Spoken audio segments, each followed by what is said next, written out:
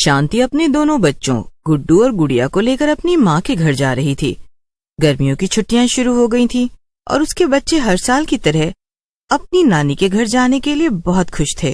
बड़ी अजीब बात है ना माँ, हर साल तो हमारी छुट्टियां होने से पहले ही नानी हमें इतने फोन करती थी कि जल्दी से आ जाओ, जल्दी से आ जाओ, लेकिन इस बार उन्होंने एक बार भी हमें फोन नहीं किया। हाँ माँ, ऐसा क्यों? क्या नानी हमसे नाराज है? अरे नहीं नहीं बच्चों, ऐसा कुछ भी नहीं है। अभी हम लोग नानी के पास जाएंगे ना, तो वो हम सबको देखकर बहुत खुश हो जाएंगी। थोड़ी देर में वो सब अपनी नानी के घर पहुंच गए। शांति ने अपने घर का दरवाजा खटखटाया, लेकिन बहुत देर तक उसकी माँ घर से बाहर नहीं आई। अरे ये क्या, माँ दरवाजा क्यों नहीं खोल रही हैं? क्या वो घर पे नहीं है? वैसे भी हमने उन्हें अपने आने के बारे में बताया नहीं था। ये देखकर गुड्डू और गुड़िया जोर जोर से दरवाजा खटखटाने लगते हैं। नहीं नहीं माँ, वो देखो ना, दरवाजा बाहर से नहीं बंद है। अगर नानी कहीं गई होती तो यहाँ ताला लगा होता। इसका मतलब कि वो अंदर ही है। थोड़ी देर में उनकी नानी बाहर आ जाती है। वो शांति और उसके बच्चों को देखकर खुश नहीं होती हैं। अरे माँ, मैं कब से दरवाजा खटखटा रही थी, मगर आप खोल ही नहीं रही थी। क्या हुआ? आप सो रही थी क्या? हाँ, मैं सो रही थी, लेकिन तुम लोग यहाँ ऐसे अचानक क्यों आ गए हो? अरे हम तो आपको अचानक आकर सरप्राइज देना चाहते थे। अरे नहीं, ऐसी बात नहीं है। वो मेरी तबीयत कुछ ठीक नहीं है, इसलिए। अब दरवाजे पर ही खड़ी रखोगी या अंदर आने को भी कहोगी माँ? इतना कहकर शांति और उसके बच्चे घर के अंदर आ जाते हैं। उनकी नानी बिना किसी से कुछ बात किए अपने कमरे में चली जाती है। माँ, कुछ तो गड़बड़ जरूर है। नानी को कुछ न कुछ तो हुआ है, वरना वो ऐसे बर्ताव नहीं करती। हाँ गुड़िया बेटा, अब तो मुझे भी कुछ अजीब सा लग रहा है। खैर तुम दोनों हाथ मुंह धो लो, मैं कुछ खाने को देती हूँ। शांति अपनी माँ के कमरे में जाती है और देखती है कि पूरे कमरे में बहुत गंदगी फैली हुई थी और उसकी माँ चुपचाप बिस्तर में लेटी हुई थी। ये सब क्या है माँ? आप तो कभी भी कमरे को इतना गंदा नहीं रखती थी, तो फिर ये अचानक से आपने इतनी गंदगी क्यों फैला रखी है? अरे मेरा घर है, मैं इसे जैसे चाहे रखूं, उससे तुझे क्या? ये क्या माँ, मैं इतने दिनों बाद आई हूँ और आप मुझसे ऐसे बातें कर रही हैं। देखो मेरी तबीयत कुछ ठीक नहीं है, अब तुम यहाँ से जाओ, बाद में आना। तो माँ आपने कुछ खाना नहीं बनाया है क्या? क्यों, तूने मुझे आने से पहले बताया था क्या, जो मैं तेरे लिए 56 भोग बना के रखती? जा यहाँ से, मैंने कुछ नहीं बनाया है। शांति चुपचाप वहाँ से दुखी होकर चली जाती है। वो रसोई में जाकर अपने बच्चों के लिए कुछ खाना बनाने लगती है। न जाने माँ को क्या हो गया है, पहले तो उन्होंने कभी भी मुझसे ऐसे बात नहीं की। अगर उन्हें किसी बात की नाराजगी है तो मुझसे कहना तो चाहिए। ऐसे नाराज रहकर भला क्या मिलेगा? शांति खुद से ही बातें कर रही थी कि तभी उसे गुड्डू और गुड़िया के रोने की आवाज आती है। अरे ये क्या, ये बच्चे क्यों रो रहे हैं? इनका फिर से आपस में झगड़ा हो गया है क्या? शांति भाग के जाती है और देखती है कि गुड़िया एक तरफ गिरी पड़ी है और रो रही है, वहीं दूसरी तरफ गुड्डू को उसकी नानी ने पकड़ रखा था। माँ, ये आप क्या कर रही हैं? शांति जाकर गुड्डू को बचा लेती है। तभी उसकी माँ गुस्से में बोलती है, तूने अपने बच्चों को तमीज नहीं सिखाई है क्या? मैंने इनको साफ साफ मना किया था कि कुछ भी हो जाए ये ऊपर मेरे कमरे में ना आए, लेकिन इन्होंने मेरी बात नहीं मानी।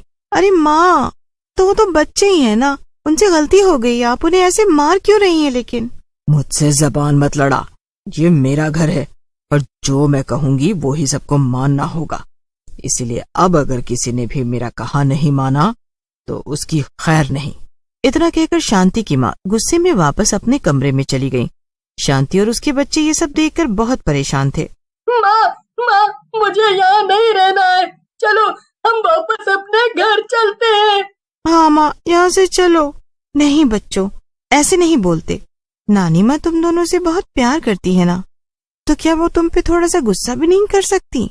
नहीं माँ, वो हमारी नानी माँ। ये तुम क्या कह रहे हो गुड्डू? गुड्डू की बात सुनकर शांति दंग रह जाती है। बेटा, मुझे भी कुछ समझ नहीं आ रहा कि तुम ये क्या कह रहे हो, जरा ठीक से तो समझाओ। माँ, मैं और गुड़िया खेल रहे थे और खेलते खेलते हमारी बॉल नानी के कमरे में चली गई थी। जब हम उसे लेने गए तो हमने देखा कि नानी के कमरे में एकदम अंधेरा था।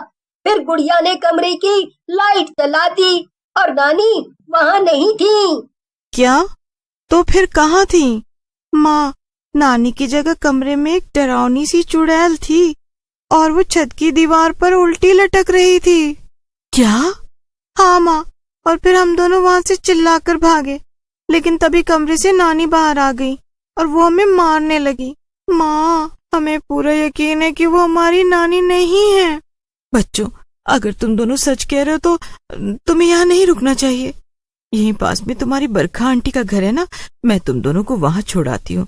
फिर मैं बरखा आंटी के साथ यहाँ आकर देखूंगी कि आखिर मामला क्या है। ठीक है माँ, लेकिन आप भी अपना ध्यान रखना। बरखा शांति के बचपन की दोस्त थी और वो उसके घर के पास में ही रहती थी। शांति बच्चों को बरखा के घर लेकर जाती है और उसे सब बता देती है। क्या बात कर रही हो शांति? अगर तुम्हारी माँ के अंदर सचमुच में कोई चुड़ैल घुस गई होगी तो हम क्या करेंगे? मुझे तो कुछ भी समझ नहीं आ रहा बरखा। अब मैं क्या करूं? कैसे बचाऊं माँ को? हमें जल्दी ही कुछ करना होगा, वरना वो चुड़ैल उन्हें छोड़ेगी नहीं।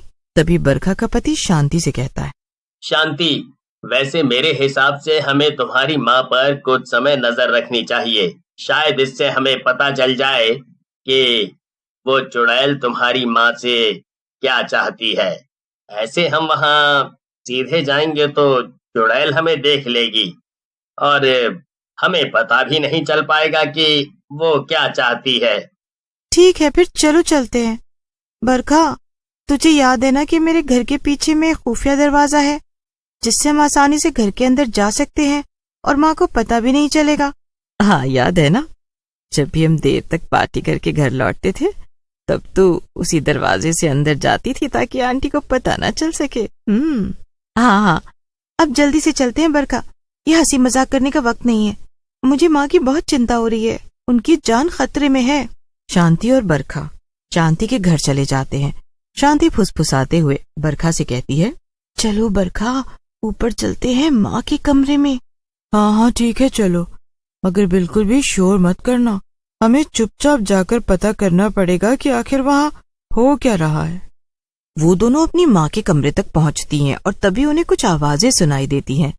एक आवाज काफी डरावनी थी और दूसरी आवाज शांति की माँ की थी।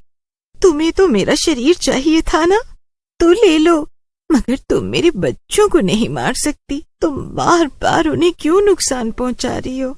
आखिर ये करके तुम्हें क्या मिल रहा है? नहीं, अब तो मैं उन्हें भी मारूंगी। वैसे भी एक बार मुझे तेरा शरीर मिल जाए फिर मैं बहुत ज्यादा ताकतवर हो जाऊंगी। बस आज रात तक का इंतजार है। आज रात को ही मेरी मौत हुई थी।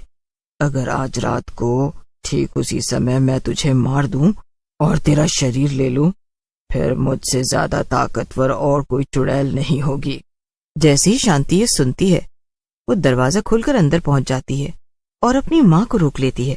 नहीं माँ, तुम खुद को नहीं मार सकती। हम मिलकर इस चुड़ैल से लड़ेंगे, लेकिन तुम खुद को कुछ मत करना। तू और मुझसे लड़ेगी? तेरे जैसे इंसानों को तो मैं एक पल में मसल सकती हूँ। चुड़ैल शांति को हवा में उड़ा देती है, लेकिन तभी पीछे से बरखा का पति आ जाता है।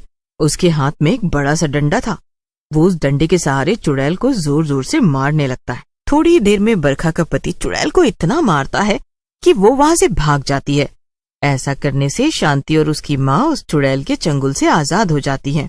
बरखा, अगर तुम और तुम्हारे पति आज नहीं होते तो आखिर मेरी माँ का क्या होता? मैं शायद उन्हें हमेशा हमेशा के लिए खो देती। और तो और ये चुड़ैल मुझे और मेरे बच्चों को भी मारना चाहती थी। तुम्हारा बहुत बहुत धन्यवाद बरखा। और सब कुछ पहले जैसा हो जाता है। गुड्डू और गुड़िया भी अपनी नानी से फिर से मिलकर बहुत खुश थे।